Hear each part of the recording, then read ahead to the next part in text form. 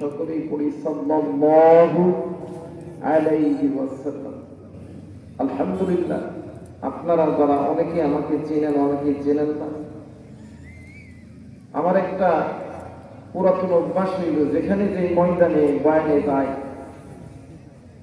বয়ানের আগে ভিক্ষা না করলে বয়ানের রূপ হয় না। ভিক্ষা বোঝেন আপনারা? ফকির ছিলেন আপনারা? দেখবেন বাড়ি বাড়ি যায় ভিক্ষা করবে, মাও আমার হচ্ছে মোটা চাউল দিলাম, এমন বলে না বলে। আবার দেখবেন আপনাদের বাজারে, শিবগঞ্জ বাজারে অনেক অনেক ফকির আছে, দেখবেন দোকানে যায় থালা বাটি নিয়ে ডাকতে করি, অন্দয়ে তুমি দেখা বাজানো দেবা করবে না অমর আল্লাহ নবীর নাম। ভিক্ষা চায় না বাজার এমন করে? ভিক্ষা কিন্তু চাই। তো আমি বাবা এই ভিক্ষার ফকির না, আমি টাকার ফকির না, পয়সার ফকির না, আমি ফকির হইল দোয়ার ফকির। আমি একটা জিনিস মানি, দোয়ার চাইতে দামি কোনো জিনিস হতে পারে না। দোয়া মানুষকে উপরের দিকে উঠায় দেয়, দোয়া মানুষকে নিচের দিকে দাবায় দেয়।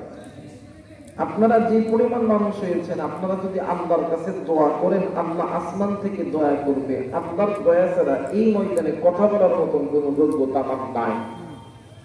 এই জন্য সর্বপ্রথম ভিক্ষুকের মতন দুইটা হাত পেতে দিলাম, আপনারা আমাকে একটু দোয়া ভিক্ষা দিবেন। আল্লাহ যতক্ষণ সময় কথা বলবে, এমন কিছু কথা জবান থেকে বাহির করে দিবেন যে কথা শুনে দুনিয়াতে আমল করে হাসরের ময়দানে তোমার জান্নাত লাভ করতে পারি। জোরে বলেন আমিন।